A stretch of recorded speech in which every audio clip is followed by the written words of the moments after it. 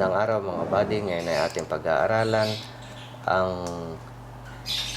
PC assembly sa ilalim ng ICT or Information and Communication. Dapat mga buddy sa pag-assemble at disassemble ng computer ay meron kang self-confidence.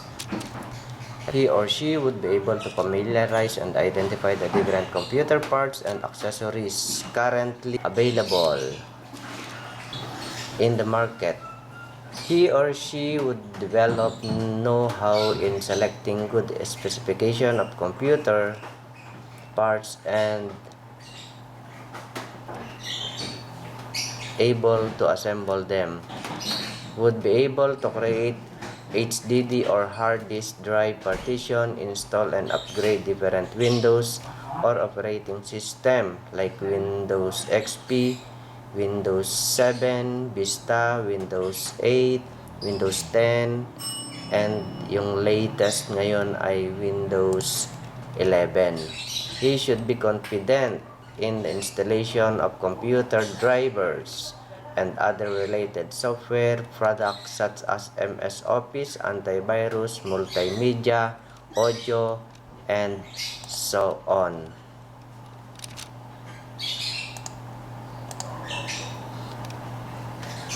Ano daw ang computer? A computer is a programmable multipurpose machine that accepts data and process or manipulate in the information we can use such as summaries or total. Principal characteristic of a computer. Number 1, it responds to a specific set of instruction in the well-defined manners. And number 2, it can execute a pre-recorded list of instruction or a program. Ito po yung mga types of computer. Meron tayong mainframe, meron tayong personal computer or yung tinatawag na PC. Yan po yung mga ginagamit natin karamihan dito sa Pilipinas. Meron tayong Mac or yung Apple, yung Macintosh. Network computer, meron tayong laptop, palm top or PDA, personal digital assistant. Meron dalawang klase ng computer, yung tinatawag na analog computer and digital computer. What is computer? Computer is an international organization standard or yung ISO, a programmable functional unit that consists of one or more associated processing unit and peripheral equipment that is controlled by internally. Classification according to size. Meron tayong tinatawag na supercomputer.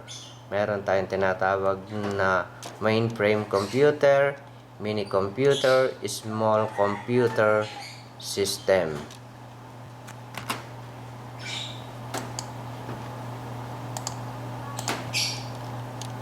Computer type.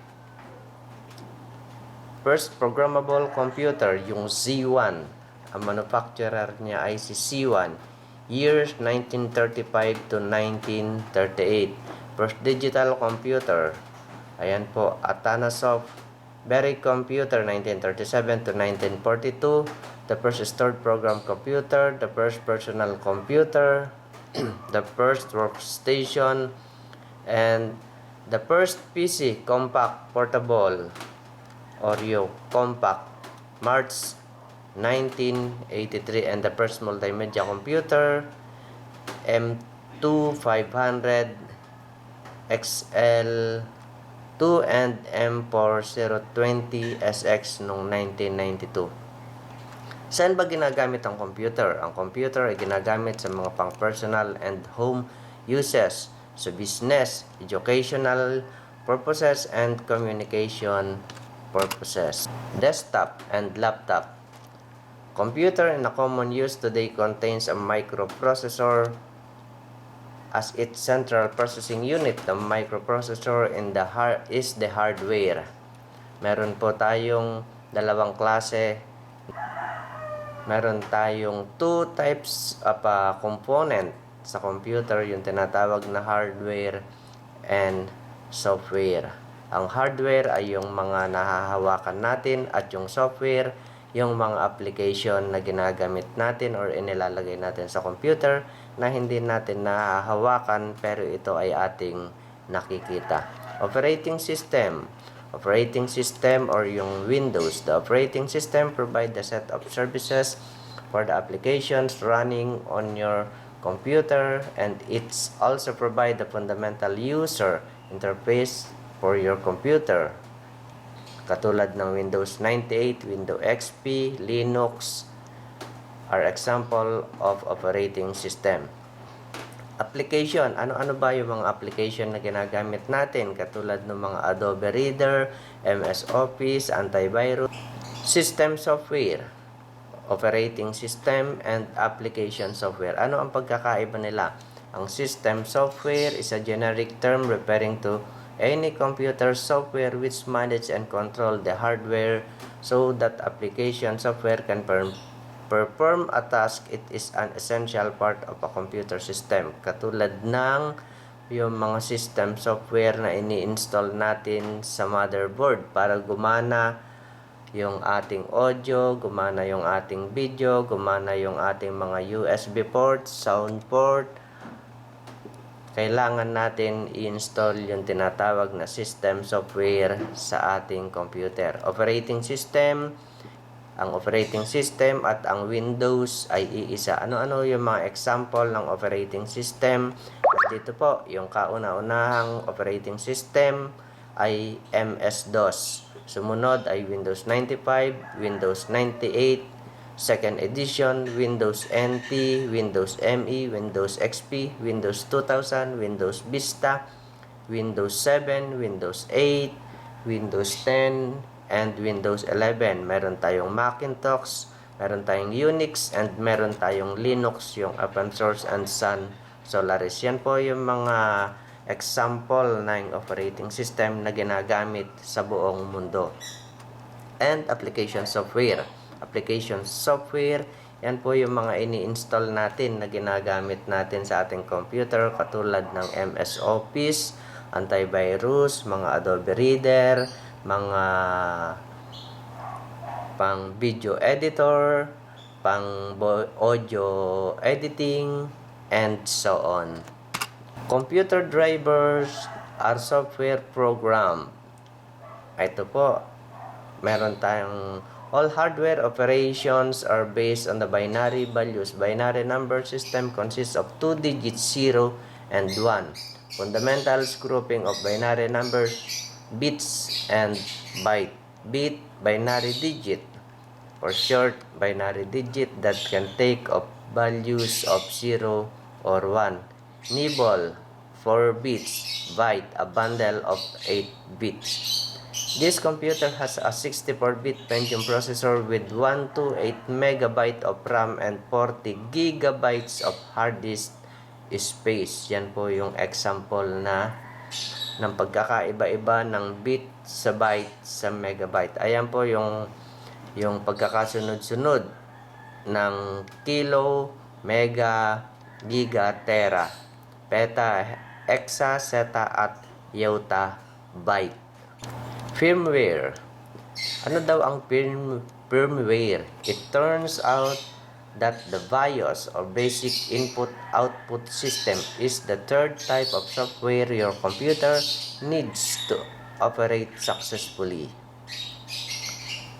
Bakit natin kailangang malaman kung ano ang BIOS, your basic input-output system?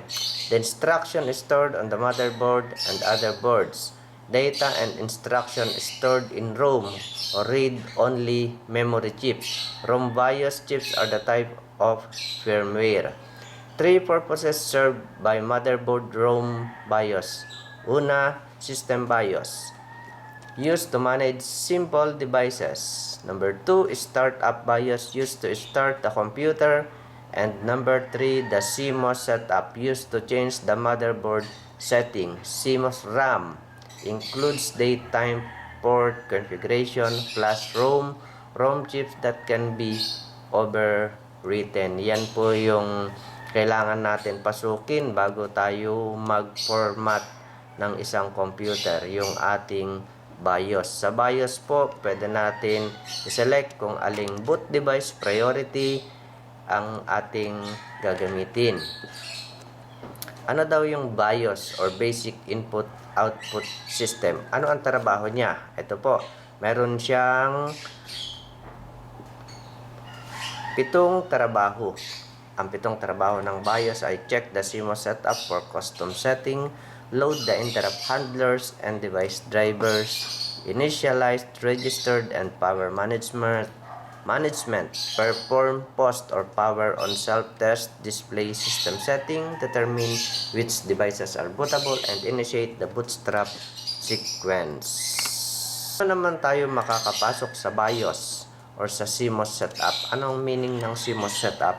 Complementary metal oxide semiconductor.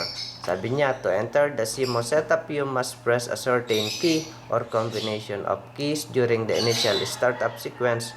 Most system use escape, delete, F1, F2, control escape, or control alt escape to enter setup. Sa ibang computer po, meron pwede ang F8, F2, delete, escape, F1, F2, at kung ano-ano pa.